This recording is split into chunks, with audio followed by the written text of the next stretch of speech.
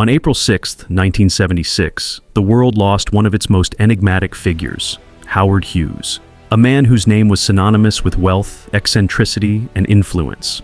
Hughes, who passed away at the age of 70, had left an indelible mark on industries ranging from aviation and aerospace to film, real estate, and technology. But in the wake of his death, a different kind of legacy unfolded, a chaotic and prolonged battle over his vast fortune.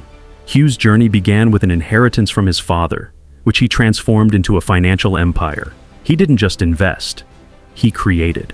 Hughes Aircraft, the Howard Hughes Medical Institute, his fingerprints were on some of the most significant advancements of the 20th century. But as vast as his empire was, his end was shrouded in mystery, isolation, and a startling lack of foresight. After Hughes' death, more than 600 individuals claimed a stake in his fortune. Over 40 wills surfaced, each professing to be his legitimate last testament. But as the courts would find, not one was deemed valid. Howard Hughes had died intestate, without a legal will, unleashing a 5-year maelstrom of lawsuits and allegations. Among these wills, none was more infamous than the so-called Mormon Will. Allegedly penned by Hughes himself, this document detailed a $1.56 billion distribution to various charities, including $625 million to his own medical institute. It promised nearly $500 million to the top executives in Hughes companies, $156 million to his first cousin, William Lummis, and another $156 million split between his 2 ex-wives. Most astonishingly, it bequeathed $156 million to a gas station owner named Melvin Dummer, a man who claimed to have saved Hughes' life on a desolate road outside Las Vegas. Dummer's tale was as strange as it was compelling. He said that the man he rescued that night was none other than Howard Hughes himself, promising to repay his kindness one day. But was this the truth?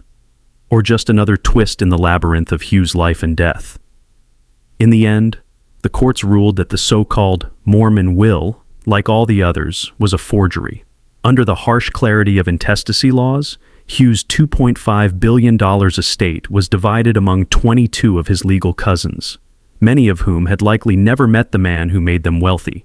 But the saga didn't end there. In 1984, a new claimant emerged, actress Terry Moore. She asserted that she and Hughes had been secretly married on a yacht off the coast of Mexico in 1949. Though no proof was ever presented, the estate settled, paying her $400,000.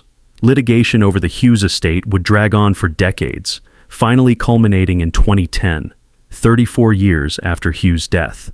The final settlements included a $230 million payout related to a Las Vegas residential project known as Summerlin. It took nearly a lifetime to resolve the affairs of a man who, in life, seemed larger than it. In the end, the legacy of Howard Hughes was not just the empire he built, but the chaos he left behind.